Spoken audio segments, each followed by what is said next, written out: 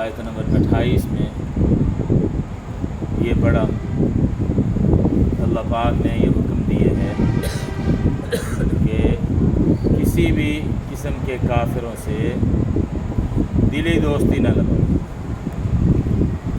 हाँ, ज़ाहरी रख रखाव, ज़ाहरी तौर पर खुश खुल्की, अच्छे अखलाक से पेश आना, इसकी इजाज़त है, लेकिन ये भी उन लोगों के साथ जो हालतें जंग में नहीं है, यानी बरसर पैकार नहीं, आम नॉर्मल जो काफिर ज़िंदगी गुजार रहे हैं, उनके साथ ज़ाहरी अखलाक से पेश आना, हमदर्दी ज़ाहरी तौर पर करना, कोई बीमार हो गया है उसकी तीमारदारी करना, कोई ज़रूरतमंद है उसकी कोई खिदमत कर देना, इसकी इजाज़त है।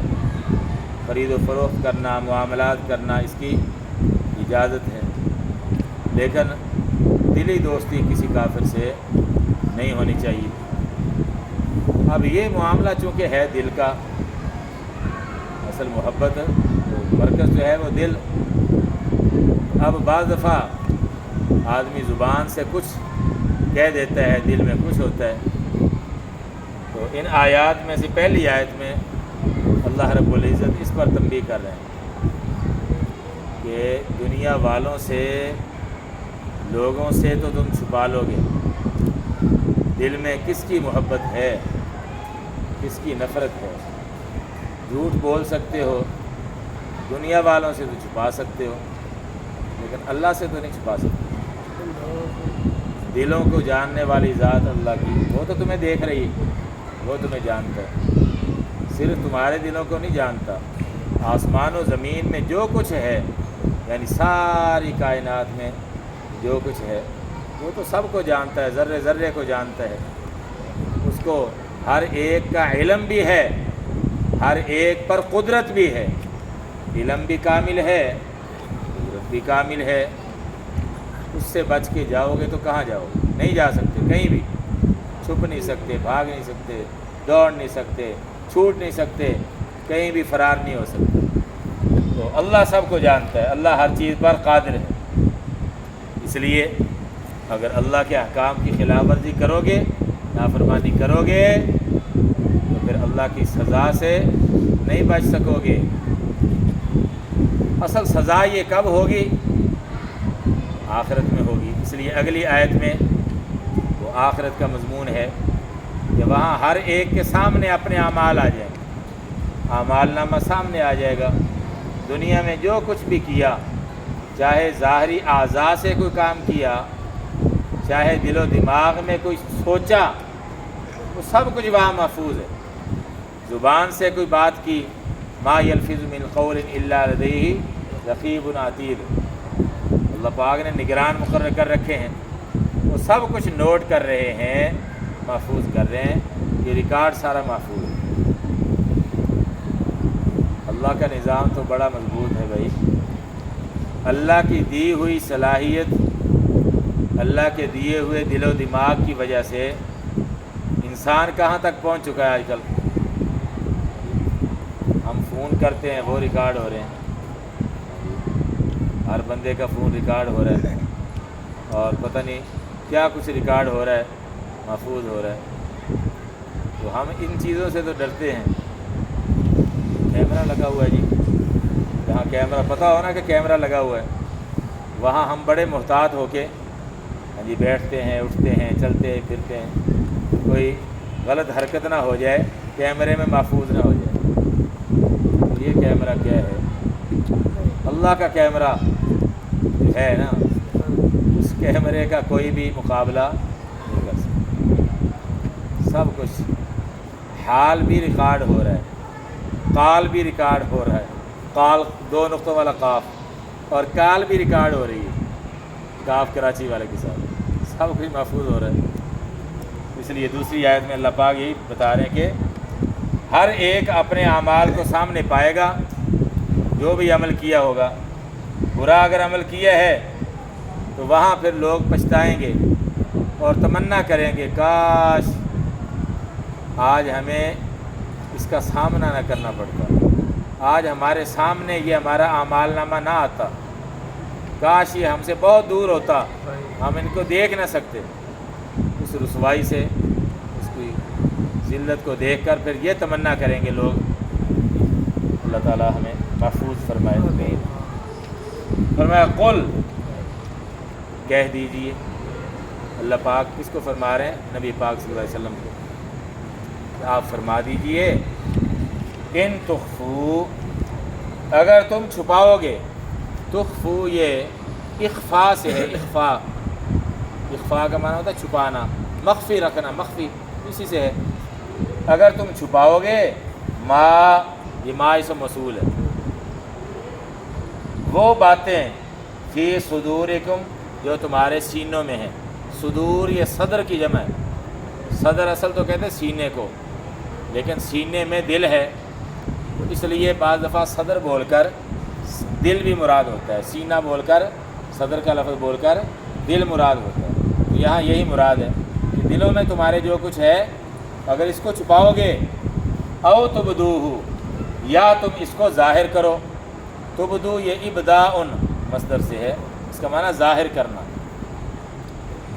کہہ دیجیے اگر تم چھپاؤ وہ باتیں یا وہ چیزیں جو تمہارے سینوں میں ہے، یا تم ان کو ظاہر کرو۔ یعلم اللہ، تو جان لے گا اس کو اللہ۔ یعلم اصل یعلم تھا، یہ ان کی وجہ سے، یہ ان شرطیہ ہے، اس کی وجہ سے یہ جو شرط و جزا جی ہے اس پر فعل مضارع پر جزم آتی ہے، اس وجہ سے یہ، ورنہ اصل تھا یعلم، تو ان کی وجہ سے یعلم، تو جان لے گا ہو سے مراد یہ جو کچھ دل میں تم نے چھپایا ہوا ہے، یہ ظاہر کیا۔ یعلم اللہ، تو جان لے گا اس کو اللہ، لفظ اللہ اس کا فاعل ہے یعلم کا، جان لے گا اللہ ہو اس کو، جو کچھ چھپاؤ گے یہ ظاہر کرو گے، سب اللہ کے علم میں ہے۔ اس لیے یہ جو کہا جاتا ہے نا غیب کا علم یا عالم الغیب، یہ تو ہمارے اعتبار سے ہے، اللہ کے لیے تو کچھ بھی غیب نہیں ہے۔ یہ جو کہتے ہیں وہ غیب کو جانتا ہے، عالم الغیب ہے، اس کا مطلب یہ ہوتا ہے کہ جو چیزیں ہم سے مخلوق سے پوشیدہ ہیں اللہ اس کو بھی جانتا ہے، اور جو ہمارے سامنے ہیں اللہ ان کو بھی جانتا ہے۔ اللہ سے تو کوئی بھی پوشیدہ نہیں ہے۔ یہ عالم الغیب کا یہ مطلب ہے کہ جو ہمارے اعتبار سے چیزیں پوشیدہ ہیں۔ اچھا جی، تو فرمایا کہ اللہ تمہارے دلوں کی ساری باتوں کو جانتا ہے، وہ جان لے گا، اور صرف تمہارے دلوں تک یہ محدود نہیں اللہ کا علم، اللہ کا علم تو بڑا وسیع ہے، ساری کائنات کو وہ گھیرے ہوئے ہے۔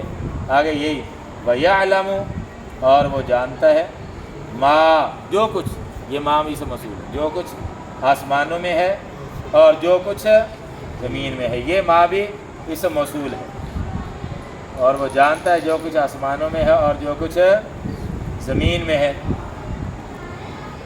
آسمان و زمین کا لفظ بول کر پوری کائنات مراد ہوتی ہے، جیسے بعض دفعہ مشرق و مغرب کا لفظ بول کر ساری دنیا مراد لی جاتی ہے، اسی طرح آسمان و زمین کا لفظ بول کر ساری کائنات مراد ہے۔ اللہ تو ساری کائنات کو جانتا ہے، وہ جانتا بھی ہے اور اس کو قدرت بھی ہے، جو گڑبڑ کرے گا اس کو سزا بھی دے سکتا ہے۔ واللہ، اور اللہ، علی کل شیء، ہر چیز پر، کل شیء ہر چیز پر خوب قدرت رکھنے والا ہے۔ قدیر، میں کئی دفعہ بتا چکا ہوں، ایک لفظ ہے قادر، ایک قدیر۔ قدیر میں زور زیادہ ہے، جیسے عالم اور علیم۔ علیم کا جو لفظ ہے نا اس میں زور تاکید زیادہ ہے، تو اسی طرح قدیر کا لفظ، اللہ پاک وہ ہر چیز پر قدرت حاصل ہے۔ اچھا، یوم تجدو، جس دن، یہ پہلے بھی میں نے ایک دو دفعہ بات بتائی تھی، ایسے موقع پر نا شروع میں ایک فعل چھپا ہوتا ہے، اذکر، تو یاد کر یا یاد رکھ، یوم، اس دن کو، جس دن پائے گا، تاجدو پائے گا، کل نفس، ہر نفس یعنی ہر جان یا ہر انسان جس دن پالے گا، ہر نفس ما اس چیز کو، عملت جو اس نے عمل کیا، من خیر بھلائی میں سے، محضرن حاضر، محضر حاضر سے ہے یہ لفظ، احضار حاضر کیا ہوا، لفظی ترجمہ یہ بنتا ہے محضرن حاضر کیا ہوا، یعنی جو بھی اس نے نیکی کا کام کیا ہے وہ وہاں حاضر ہوگا اس کے سامنے۔ کیسے حاضر ہوگا؟ اعمال نامے کے اندر سب لکھا ہوگا، سب لکھا ہوگا اعمال نامے میں کہ یہ اس نے نیکی کا کام کیا تھا۔ آگے جی، اور دوسری قسم کے کام، وما عملت، اور جو اس نے عمل کیا، من سوء، برائی میں سے، یعنی نیکی والا کام بھی وہاں سامنے آ جائے گا، جو برائیاں کی ہیں وہ بھی سامنے آ جائیں گی، اعمال نامے میں سب سامنے آ جائے گا۔ اچھا، اب جب یہ برائیاں سامنے آئیں گی پھر انسان کی کیا حالت ہوگی؟ تودو، وہ انسان یا وہ نفس تمنا کرے گا، تودو، ودا یودو کا معنی تمنا کرنا، چاہنا، آرزو کرنا، وہ تمنا کرے گا۔ لو کا معنی کاش، انا بے شک، بینہا اس برائی کے درمیان، و بینہو اور اس انسان کے درمیان، یعنی اپنے بارے میں کہے گا، آمدن بعیدن، آمدن کا معنی فاصلہ، مسافت، سفر، جی، اور بعیدن کا معنی دور کا، آمدن بعیدن دور کا فاصلہ ہوتا۔ وہ تمنا کرے گا کہ کاش یقیناً اس برائی اور اس انسان کے درمیان دور کا فاصلہ ہوتا۔ مطلب یہ ہے کہ آج مجھے یہ برائی دیکھنا نہ پڑتی، اتنی دور ہو جاتی کہ مجھے کاش یہ نظر نہ آتی، لیکن اس وقت کی کاش، اس وقت کی یہ تمنا اور حسرت کسی کام کی نہیں ہوگی۔ تمنا تو لوگ اس وقت یہ بھی کریں گے کہ اب ہمیں دنیا میں بھیج دے، اے اللہ اب ہمیں دنیا میں بھیج دے، اب ہم نیکی کر کے آئیں گے۔ اللہ پاک فرمائیں گے، اولم نعمرکم ما یتذکر فیہ من تذکر وجاءکم النذیر، کیا میں نے تمہیں اتنی عمر نہیں دی تھی کہ جس میں تم نصیحت حاصل کرنا چاہتے تو کر سکتے تھے، موقع تمہیں بہت ملا۔ وجاءکم النذیر، اور نذیر بھی تمہارے پاس آیا۔ نذیر سے مراد قرآن بھی ہو سکتا ہے۔ نذیر کا معنی ڈرانے والا، آگاہ کرنے والا، تنبیہ کرنے والا، متنبہ کرنے والا۔ نبی پاک صلی اللہ علیہ وسلم بھی نذیر ہیں، بشیر اور نذیر، قرآن بھی نذیر ہے، اور مفسرین نے ایک تفسیر یہ بھی بیان کی ہے بڑھاپا بھی نذیر ہے، بال چٹے آ جاتے ہیں، چاندی آتی ہے، تو یہ بھی انسان کے لیے ایک الارم ہے کہ بس اب پلیٹ فارم خالی کرنے کا وقت آ چکا ہے، اب متنبہ ہو جاؤ، چکنے ہو جاؤ۔ تو بہت موقع انسان کو ملتے ہیں، بہت وارنگیں ملتی ہیں انسان کو، نذیر میں یہ ساری داخل ہیں۔ اس لیے یہ جو بعض دفعہ کہہ دیتے ہیں نا ہم لوگ کہ اچانک آ گئی موت اچانک آ گئی، حالانکہ اچانک نہیں آتی، بہت موقع انسان کو تنبیہ کے اور نصیحت کے، عبرت کے زندگی میں بہت موقع ملتے ہیں، تو پھر اچانک کیسے ہو گئی؟ اللہ کی طرف سے طے شدہ ہے سب۔ کاش، وہ تمنا کرے گا کہ کاش بے شک اس کے اور اس برائی اور اس کے درمیان دور کا فاصلہ ہوتا۔ اب آخر میں اللہ پاک پھر کہہ رہے ہیں، یہ جملہ پہلے بھی آ چکا ہے، وَيُحَذِّرُكُمُ اللَّهُ، اور تمہیں ڈراتا ہے اللہ، نفسہ، اپنے آپ سے، اپنی ذات سے۔ اللہ تمہیں ڈرا رہا ہے کہ مجھ سے بچ جاؤ، میری پکڑ اگر آ گئی تو تم کہیں کے نہیں رہو گے، کوئی تمہیں بچا نہیں سکے گا، اس لیے بچ جاؤ مجھ سے۔ یحذرکم اللہ نفسہ، میرے عذاب سے بچ جاؤ، میری نافرمانی سے بچ جاؤ، اللہ تمہیں ڈرا رہا ہے۔ یہ بھی اللہ پاک کی مہربانی ہے کہ بار بار، اتنا تو ماں باپ اپنے بچے کو بار بار نصیحت نہیں کرتے، بار بار ایک ہی بات ماں باپ بھی اتنی کثرت سے نہیں کہتے ہوں گے جتنی اللہ پاک کو شفقت ہے اپنے بندوں پر. تو اللہ پاک ڈرا رہا ہے تو یہ ڈرانا بھی اس کی مہربانی اور اس کی شفقت ہے. یہ تنبیہ کر رہا ہے, سمجھا رہا ہے کہ باز آ جاؤ. اس لیے اس تنبیہ کے بعد آگے کیا کہا؟ واللہ رؤوف بالعباد, اور اللہ بڑا مہربان ہے بندوں پر. رؤوف بڑا مہربان, بالعباد بندوں پر.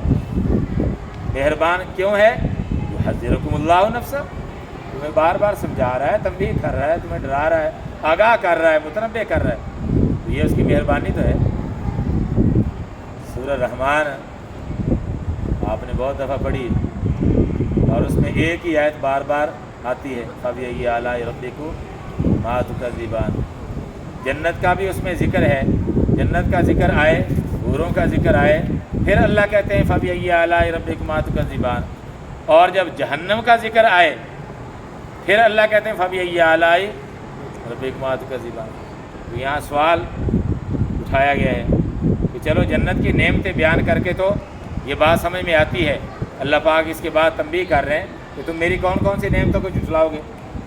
لیکن عذاب کا ذکر کر کے اللہ پھر بھی یہ فرما رہا ہے فَبِأَيِّ آلَاءِ رَبِّكُمَا تُكَذِّبَانِ. اس کا جواب بھی علماء نے یہ دیا کہ یہ جو عذاب کا ذکر ہے یہ بھی اللہ کی نعمت ہے. اللہ تمہیں تنبیہ کر رہا ہے کہ اس عذاب سے بچنے کا اب سامان کر لو, اللہ نے تمہیں موقع دیا ہے. اس لحاظ سے یہ بھی تو اللہ کی نعمت ہے. فَبِأَيِّ آلَاءِ رَبِّكُمَا تُكَذِّبَانِ. اللہ ہم سب کو نصیحت حاصل کرنے کی توفیق. الحمدللہ رب العالمین, والصلاۃ والسلام علی رسول الکریم. ربنا آتنا فی الدنیا حسنۃ وفی الآخرۃ حسنۃ وقنا عذاب النار. اللهم انا نسألك الهدى والتقى والعفاف والغنى. اللهم احفظنا من كل بلاء الدنيا وعذاب الآخرة. یا مقلب القلوب ثبت قلوبنا على دينك. صلی اللہ تعالی علی خیر خلقہ محمد وآلہ واصحابہ اجمعین. آمین برحمتک یا رب.